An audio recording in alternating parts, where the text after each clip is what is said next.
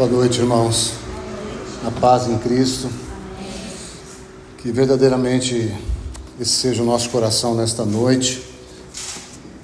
Que o Espírito Santo possa tocar em nosso profundo e nos aproximar um pouco mais do nosso Senhor. Vamos abrir mais uma vez na carta de Paulo aos Coríntios, só que na primeira carta agora, capítulo 3. Primeira carta de Paulo aos Coríntios, capítulo 3. O nosso, então, 94º tempo em torno deste assunto, contemplando o eterno propósito nas Escrituras. Vamos ler aí a partir do verso 10 até a parte A do verso 12. 1 Coríntios 3, 10. Segundo a graça de Deus que me foi dada, lancei o fundamento como prudente construtor, e outro edifica sobre ele. Porém, cada um veja como edifica, porque ninguém pode lançar outro fundamento além do que foi posto, o qual é Jesus Cristo. Contudo, se o que alguém edifica sobre o fundamento é ouro, prata, pedras preciosas, madeira, feno e palha. Vamos ler o 13. Manifesta se tornará a obra de cada um, pois o dia a demonstrará, porque está sendo revelado pelo fogo, e qual seja a obra de cada um, o próprio fogo provará. Até aqui é suficiente. Vamos ter mais uma palavra de oração.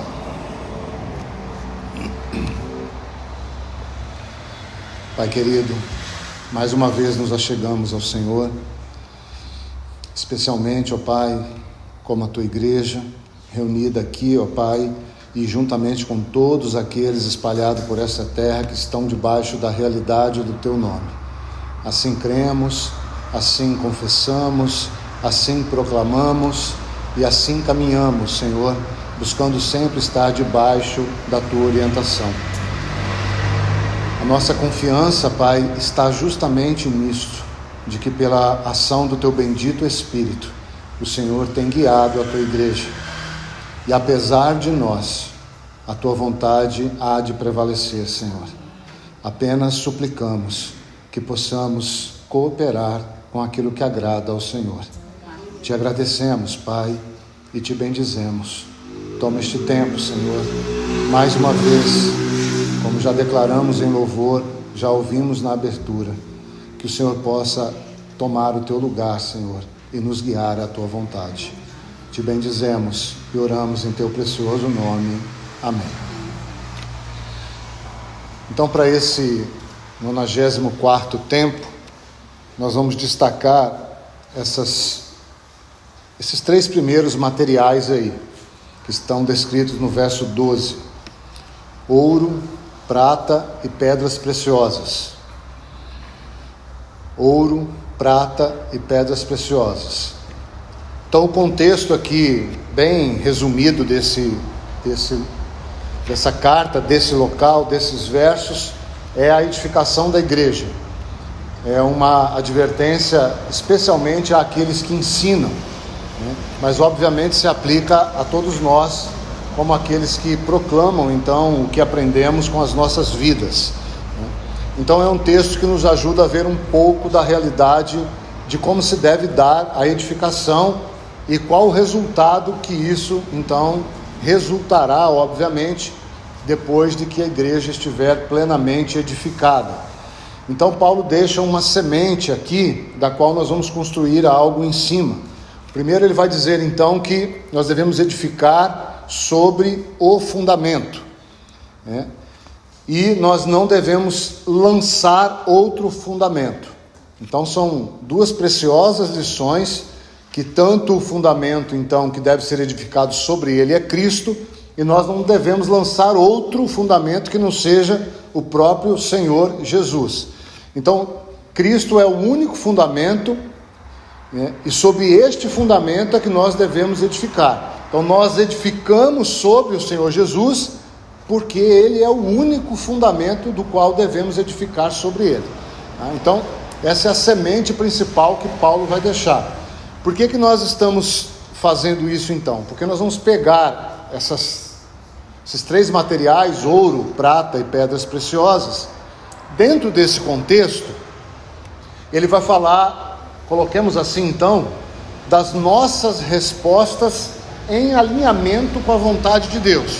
Então quem responde alinhado à vontade de Deus, quem realiza obras segundo a vontade de Deus, as obras que Deus preparou, quem está nesse processo alinhado com o próprio Senhor, então no final o resultado será ouro, prata e pedras preciosas.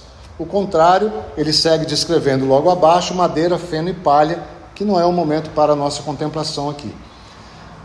Mas quando nós abordamos, e colocando aqui apenas como introdução, abordamos esses elementos, cada elemento desse tem uma particularidade dentro da interpretação bíblica. E nós vamos procurar então, com a ajuda do Senhor, mais uma vez eu reforçar esse dizer, sem procurar forçar em nada a palavra, apenas escolher os princípios e fechar o quadro de uma forma simples, pegar cada elemento desse e aplicar no contexto da edificação então. E a partir daí construir algo tendo como pano de fundo então um eterno propósito. E à medida que nós formos construindo, os irmãos vão entender então.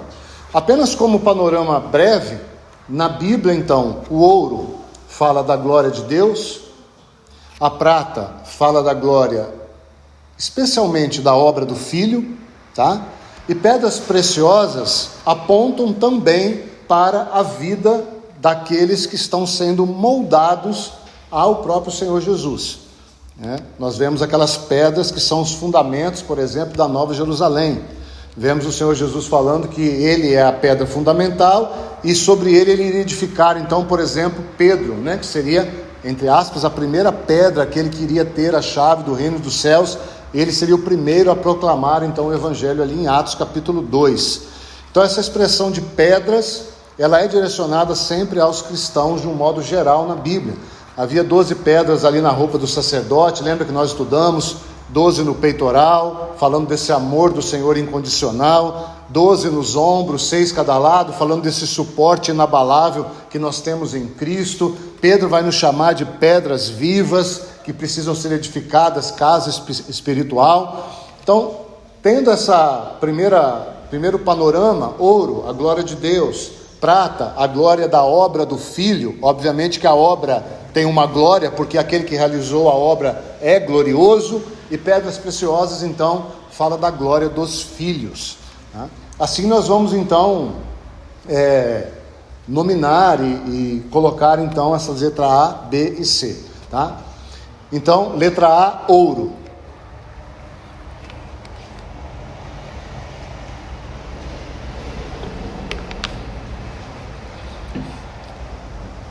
Glória do Pai. Vamos especificar e os irmãos já vão entender o porquê. Ouro, a glória do Pai. Então, o que nós vamos unir? Nós vamos unir o sentido dessas pedras, desses materiais, tendo como base o contexto. Qual é o contexto? Edificar, edificação, serviço. Nós vamos então não focar apenas no nosso serviço, mas nós vamos procurar entender qual foi o serviço de Deus o Pai, qual foi o serviço de Deus o Filho e qual deve ser o serviço nosso como Assembleia. Já que já ouvimos na abertura que uma das principais lições que nós precisamos aprender é não confiar em nós mesmos e, obviamente, não pregar a nós mesmos, né? Porque essas duas relações, elas andam juntas. Quando nós começamos a confiar em nós, nós começamos a pregar em nós mesmos, né? Pregar a partir de nós, a partir do nosso conhecimento e às vezes, e até muitas vezes, a partir das nossas experiências, que não deveriam ser usadas como fundamento para a fé de ninguém. Por isso que Paulo vai dizer, não lanceis outro fundamento. E hoje nós vemos muita gente fundamentada na experiência do outro, às vezes em alegria e às vezes em frustração. Então, quando nós unimos essa relação toda, qual foi o serviço que o Pai fez para Deus? Eu acho que aqui já é claro, né, para nós. Se não for, me permita esse parênteses, nós temos Deus. Quem, me permite usar essa expressão, compõe Deus? O Pai, o Filho e o Espírito Santo. certo? Então o Pai tem uma função, o Filho tem uma função e o Espírito Santo tem outra função. São um só ser com funções de execução diferentes, né? Então, quando nós entendemos isso, os três trabalham para Deus, tá? Então, qual o serviço do Pai, ou que serviço o Pai realizou para que Deus ficasse satisfeito? Qual o serviço que o Filho realizou para que Deus ficasse satisfeito? E qual o serviço que os filhos devem realizar para que Deus fique satisfeito? Então é essa linha que nós vamos construir juntos. Então nós vamos deixar aí o contexto, mas sem perdê-lo, e aplicar essa realidade. Então, a letra A, a glória do Pai. Vamos ler 2 textos para fundamentarmos isso. Primeiro, então, na segunda carta de Paulo aos Coríntios, capítulo 4.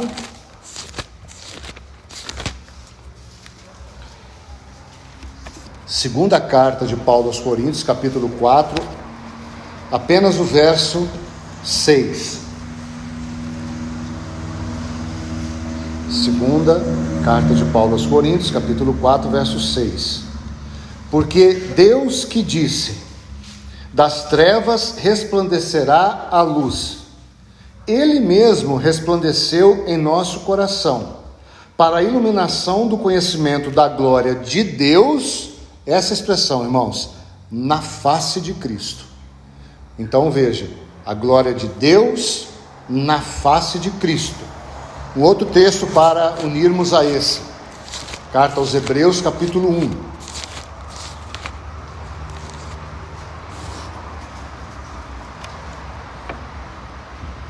Nós temos o início dessa carta com 7 glórias do Filho, e nós vamos destacar aí 2 glórias que está aí no verso 3. Então Hebreus 1, 3. Ele, está falando do Filho, que é o resplendor da glória de Deus, podemos colocar por conta do que estamos vendo, e a expressão exata do ser de Deus, né? Mais especificamente, essa primeira expressão, ele é o resplendor da glória de Deus, tá? Então nós vemos que Deus, certo, queria manifestar a sua glória. E como ele fez isso, ou onde ele fez isso? No Filho e através do Filho. Por que isso é importante? Porque esse foi o motivo que fundamentou o trabalho de Deus o Pai. Então atente aqui para você não perder a linha de raciocínio. Deus, não o Pai aqui, Deus, Pai, Filho e Espírito Santo. Ele quis manifestar a sua glória e ele decidiu fazer isso, então, na face do seu Filho, ou através do seu Filho, como resplendor da glória de Deus, certo? Quando Deus decide isso, alguém entra em ação, o Pai. Então, qual o trabalho que Deus o Pai realizou para agradar a Deus? Vocês estão comigo nessa linha de raciocínio? De Deus o Pai e Deus, ou não? Mais ou menos. Deus é um ser único, e ele subsiste ou existe em 3 pessoas. Nós não temos outra expressão para distinguir Deus, né? Na nossa cabeça, 3 pessoas são 3 pessoas distintas, por isso que não é um exemplo muito bom, mas nós não temos outro, né? Porque a nossa mente não consegue propor outro exemplo que possa explanar Deus. Mas assim se faz, então, Deus se manifesta em 3 pessoas: o Pai, o Filho e o Espírito Santo. Os 3 são Deus, e os 3 trabalham para que Deus, que é composto por eles 3, estejam plenamente satisfeitos, né? O Pai procede para o Filho procede para o Pai, e esse processo, né, esse interlaçar acontece no Espírito. Então o que o Pai quer é levado ao Filho pelo Espírito, o que o Filho responde é levado ao Pai, e disse um irmão que é como uma dança de roda, né? Eles ficam dançando entre eles entrelaçados, tá? Então quando o Deus decide manifestar a sua glória, o Pai entra em ação. Então, qual é a glória do Pai? Vejam então onde nós estamos construindo. Qual é a glória do Pai?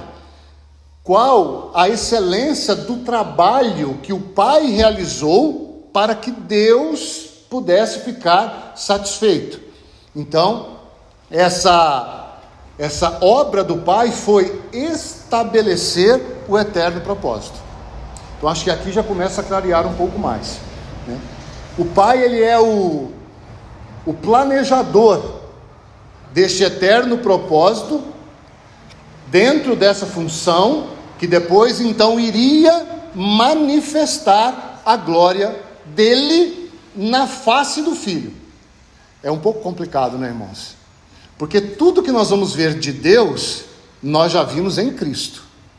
Toda a glória de Deus está manifesta em Cristo. Por isso ele é o resplendor e a imagem exata do ser de Deus. Então Deus quis manifestar a sua glória, e só poderia ser feito na face do Filho. Então o Pai entra em ação. Qual é a glória do Pai? Planejar como isso iria acontecer. Então o que ele faz? Ele estabelece o eterno propósito.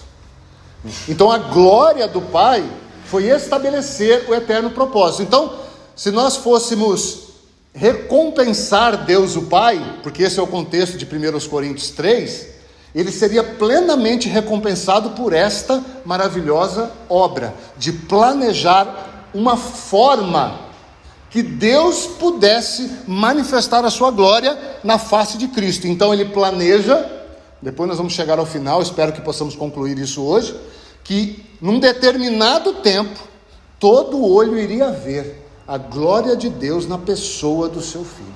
Então a glória do Pai está justamente nessa relação de glorificar o Filho. Então vá guardando isso, porque nós temos aqui um Pai não egoísta. Você veja que a glória do Pai está em manifestar a glória de Deus e honrando o Filho. Nós temos um exemplo no Antigo Testamento, talvez seja o mais preciso de tantos que temos no Antigo Testamento, dessa intenção de Deus, o Pai. E esse exemplo está na arca. Você não precisa abrir, mas anote o texto, só para nós ganharmos um pouquinho de tempo. Êxodo, capítulo 25, os versos 10 a 16. Êxodo 25, 10 a 16. Nessa porção ali, está descrito então, segundo a orientação de Deus, ele disse a Moisés assim: Moisés, faça tudo muito certinho, de acordo com o modelo que eu estou te dando. Moisés estava no monte e recebeu o modelo. E o modelo da arca, que representa então, aí está a beleza desse contexto. A arca não representa a glória de Deus. Por que nós sabemos? Porque a arca é feita de madeira revestida de ouro. Então a glória de Deus é manifesta no ouro, mas nós temos madeira ali. A madeira aponta para a natureza humana do Verbo que viria a se encarnar muitos anos depois. Então o Pai está mostrando-se segundo o que lemos ali, na face do Filho. Se ele quisesse mostrar a glória de Deus somente, sem enfatizar a humanidade. E por que a humanidade? Irmãos, porque sem um Redentor humano, não adiantaria em nada nós vermos a glória de Deus, porque nós seríamos exterminados. Então, quando ele decide, numa das principais figuras do Antigo Testamento, revelar a glória de Deus, como ele faz? Já plantando uma semente, que o desejo dele era glorificar o Filho. Então nós temos uma arca de madeira, revestida de ouro. Nós temos o Filho, que foi revestido de glória, num primeiro momento para suportar aquele Getsêmani, como descreve o autor aos Hebreus, mas esse foi um revestimento de dores, e ele será manifesto depois num revestimento de glória em exultação e vitória. Então, quando nós olhamos para essa figura, nós vemos claramente que o desejo de Deus através da vontade dele expressa na execução de Deus o Pai, não é manifestar simplesmente um Deus glorioso, mas um Deus glorioso e misericordioso. Aí nós temos a humanidade do Filho. Então o Pai entra em ação e arquiteta esse plano, que nós já vemos em semente lá na arca, e depois irá então se cumprir. Para que nós vejamos um texto também com relação a isso, apenas anote, eu vou ler para os irmãos, João capítulo 17, verso 6. Lá nós temos Jesus orando, né? É a oração sacerdotal, talvez uma das porções mais importantes do que tange então a relação de pai e filho. João capítulo 17, verso 6, Jesus vai dizer assim: e agora glorifica-me, ó Pai, contigo mesmo, com a glória que eu tive junto de ti antes da fundação do mundo. Então nós vemos esse agora, é porque está chegando o momento de que a madeira que está aqui agora sem o ouro, lembra? Ele se esvaziou da sua glória, está chegando agora. Agora quando? O momento que ele morresse e fosse ressuscitado com o Pai. Estaria chegando o momento então de quê? De que aqueles pela fé, os anjos, principados e potestades iriam ver que Deus, através de Deus o Pai, conseguiu consumar o eterno propósito. E agora o Filho foi exaltado à destra de Deus como um homem glorificado. E agora, irmãos, todo olho verá esse homem glorificado. Então, por conta desse plano do Pai, desse propósito do Pai, a vontade de Deus foi plenamente executada. Então está aí o ouro, né? A glória do Pai. Preparar uma maneira para que Deus revelasse a sua glória aos pecadores no seu Filho. Mas não só isso. Aí nós então vemos um Pai que está focado na glória do Filho. E qual é a reação do Filho então? Letra B.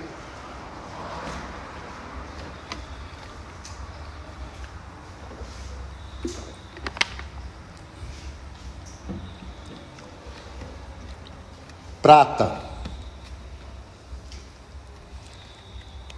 Aí coloquemos então, para seguir a ordem do título, a glória do Filho.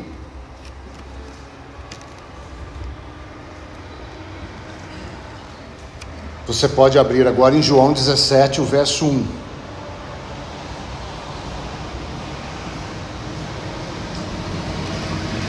Evangelho de João, capítulo 17, verso 1.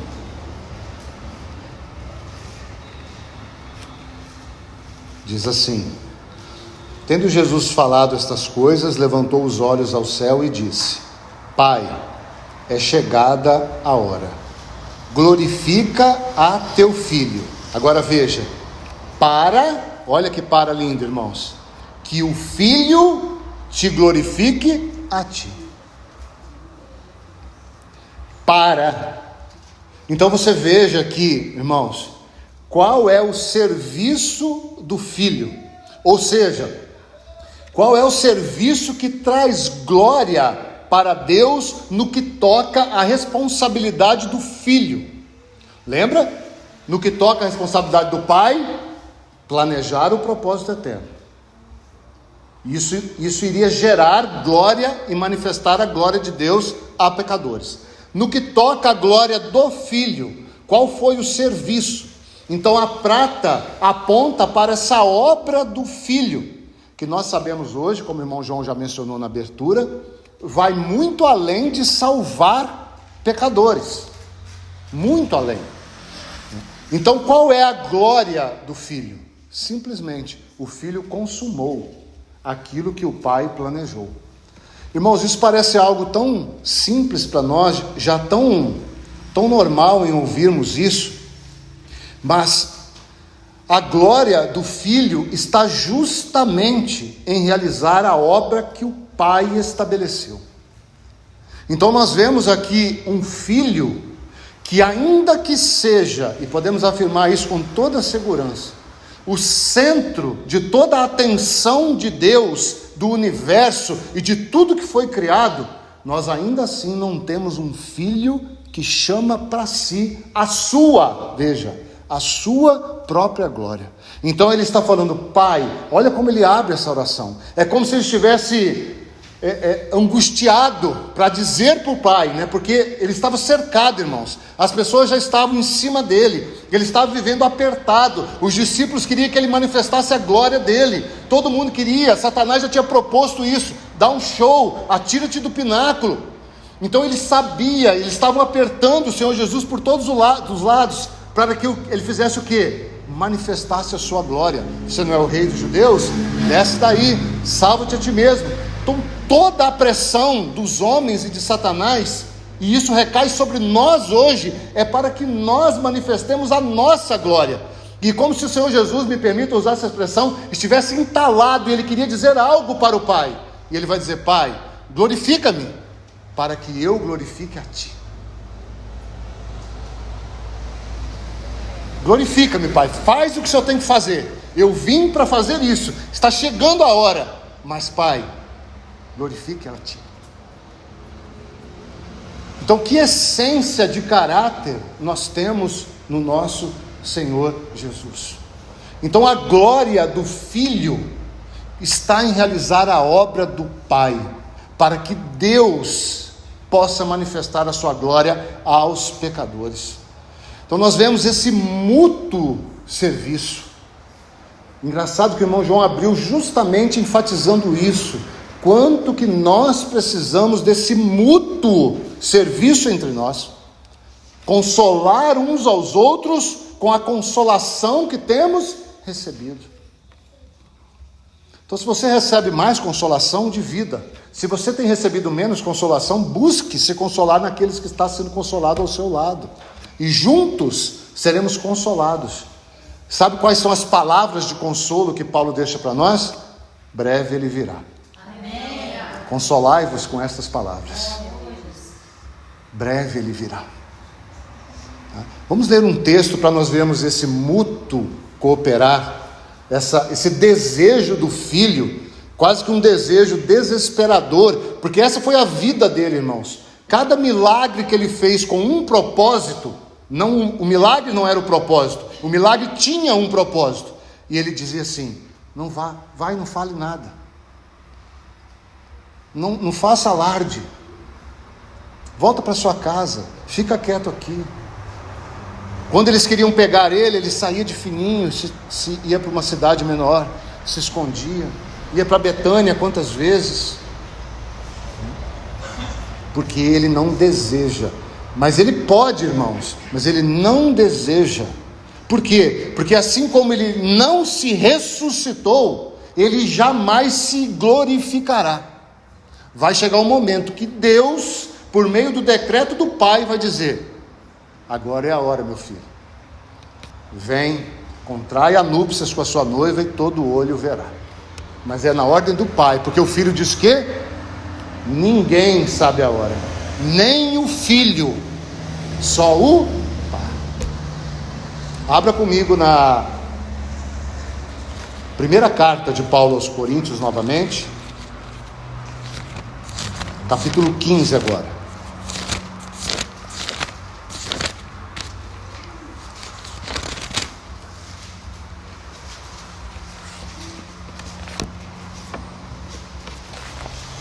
Vamos ler aí a partir do verso 20.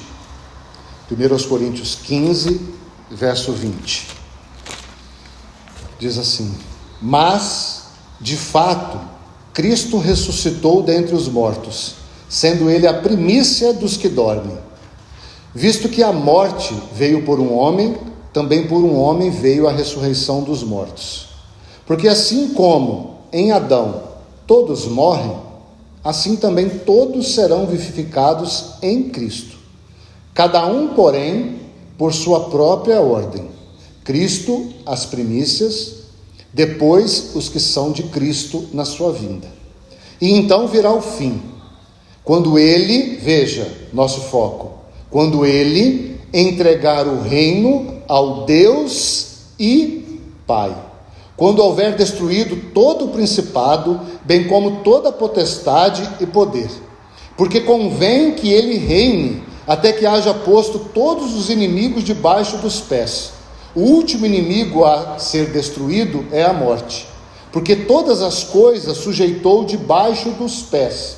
E quando diz que todas as coisas lhe estão sujeitas, certamente exclui aquele, esse é Deus, que tudo lhe subordinou.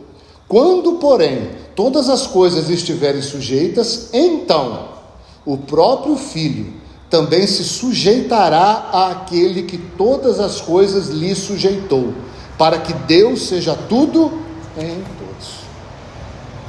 Às vezes parece que nós não sabemos aqui quem é o mais importante no processo. É porque não há mais importante, não há hierarquia na Trindade.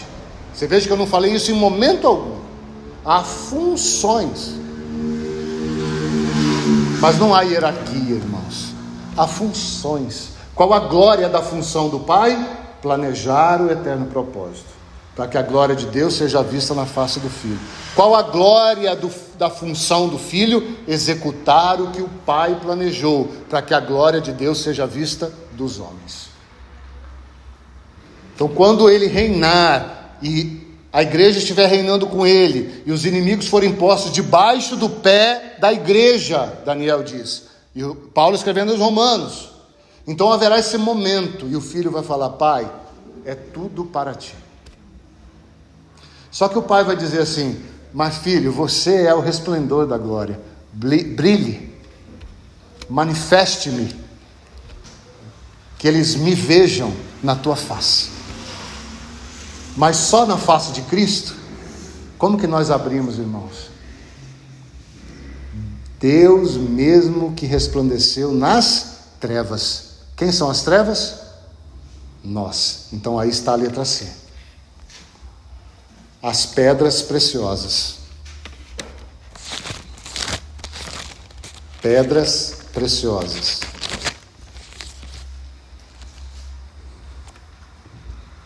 A glória dos filhos.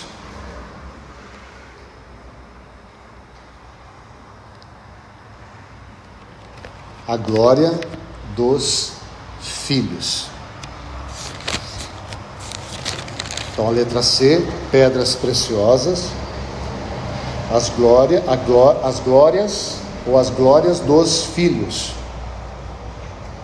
Anote o texto aí então, 2 Tessalonicenses, vamos abrir juntos, capítulo 1, verso 10. 2 Tessalonicenses, capítulo 1, verso 10.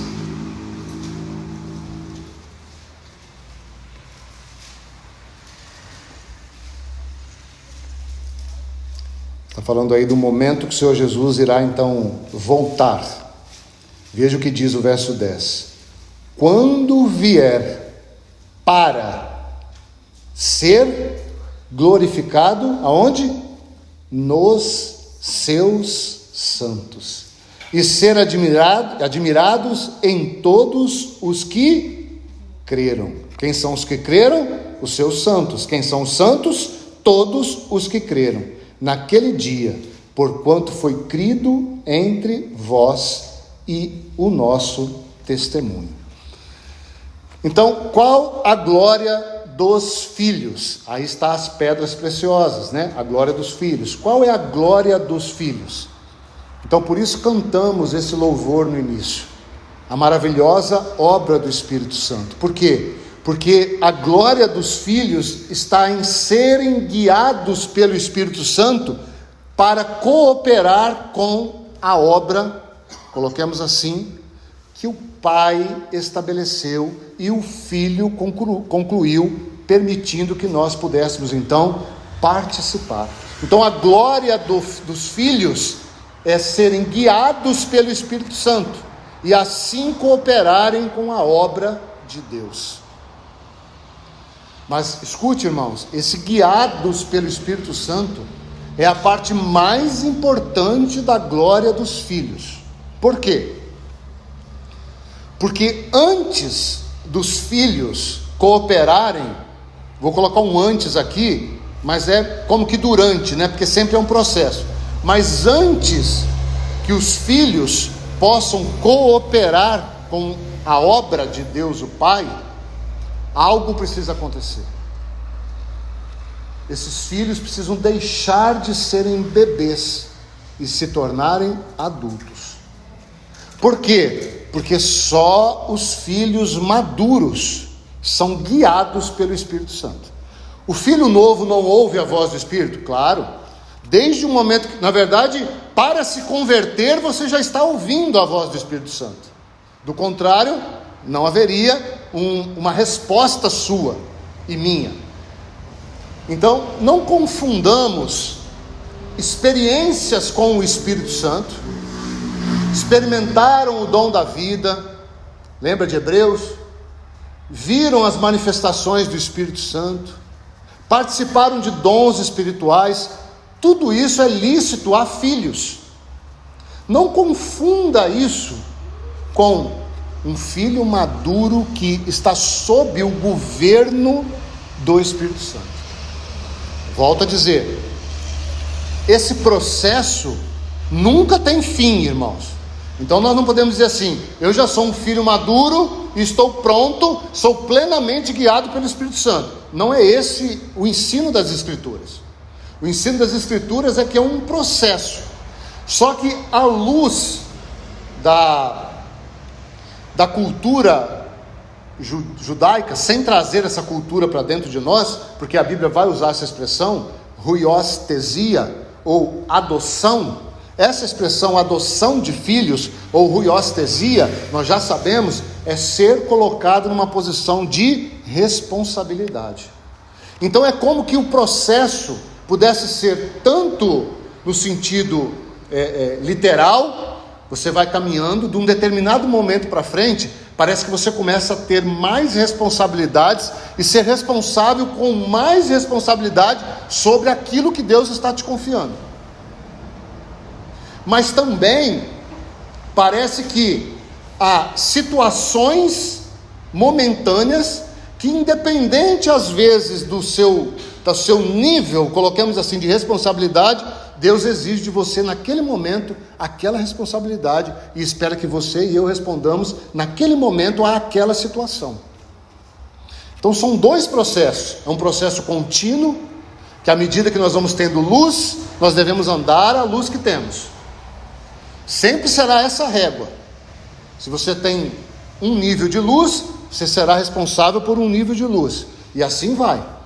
Mas independente do nível, parece que tem momentos que nós somos testados em algumas situações pontuais. Então, além do processo, há momentos de crises, de testes, de bênçãos, que querem nos levar a um outro nível de amadurecimento, a uma outra forma de então olharmos para aquilo que agrada ao Senhor.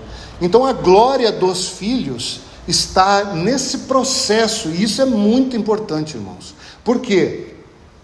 Porque não concebemos minimamente como doutrina que um filho irá receber uma coroa completa sem ter adquirido um caráter aprovado. Então não dá para nós ligarmos a nossa glória à coroa que nós vamos receber. Nós precisamos atrelar a nossa glória ao caráter que estamos adquirindo, que resultará, segundo a vontade de Deus, em uma coroa de glória no futuro. Mas nós não fechamos questão aqui, mas é muito bem sólido que a medida do caráter formado será a medida da recompensa recebida.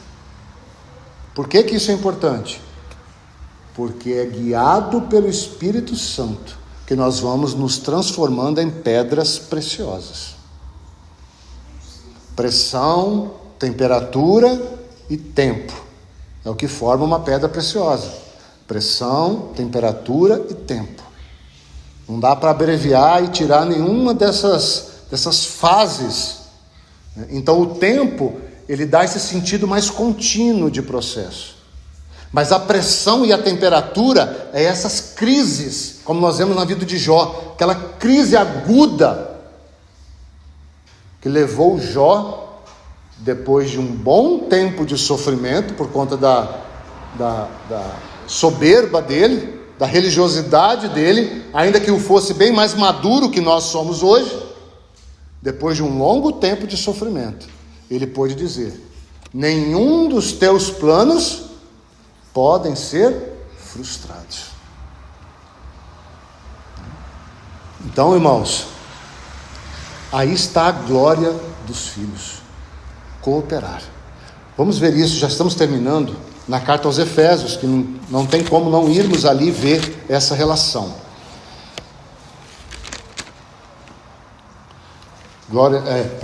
Carta aos Efésios, capítulo 1.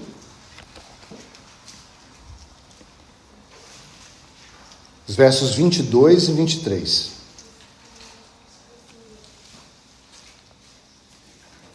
E pôs todas as coisas debaixo dos pés. E o sentido é: e por ser o cabeça sobre todas as coisas, o deu à igreja, a qual é o seu corpo, a plenitude daquele que a tudo enche em todas as coisas. Olha o capítulo 4, verso 10. Efésios 4, 10.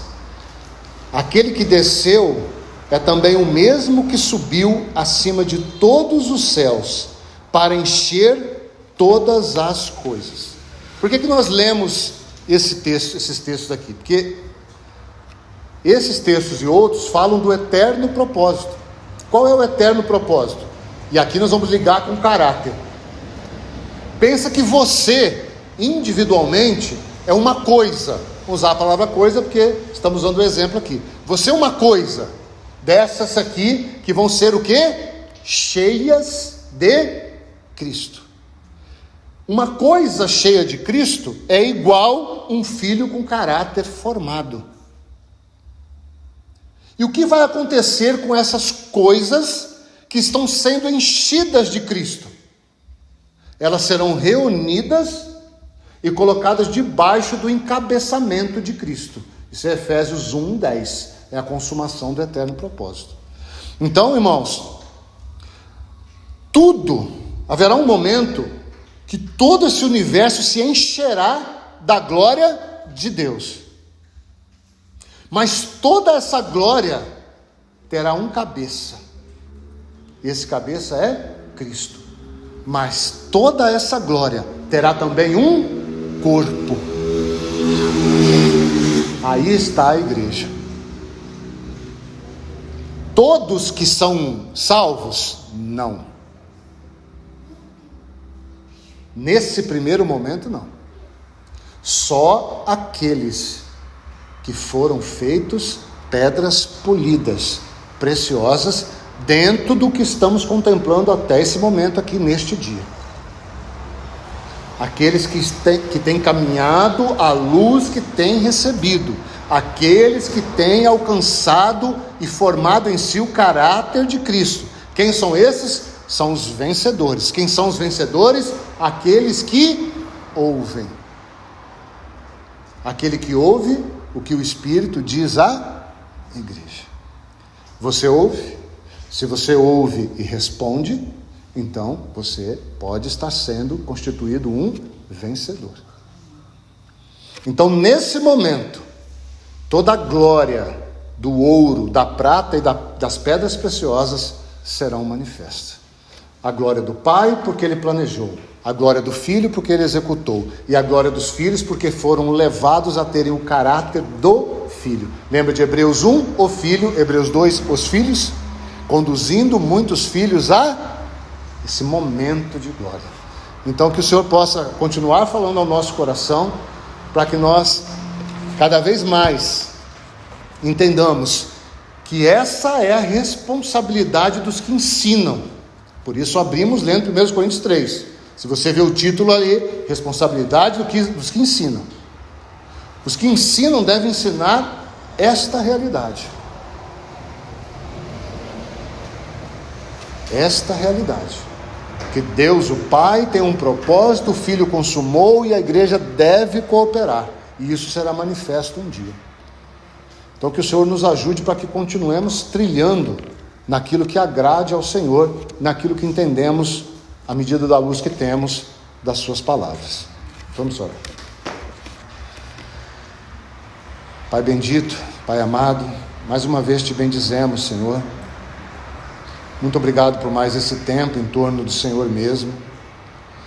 Quão maravilhados ficamos, ó Jesus, ao conceber tudo que o Senhor deixou para que pudesse então satisfazer a vontade do Pai. Ao mesmo tempo, vemos tudo que o Pai teve que deixar para que o Filho pudesse ser exaltado. E ó bendito Espírito Santo, te agradecemos porque o Senhor ainda hoje habita em nós, pleiteia conosco, e como louvamos no início, ensina-nos como não fazer sofrer aquele que só soube nos amar. Ajuda-nos. Nós te bendizemos, Senhor, e oramos em teu precioso nome. Amém.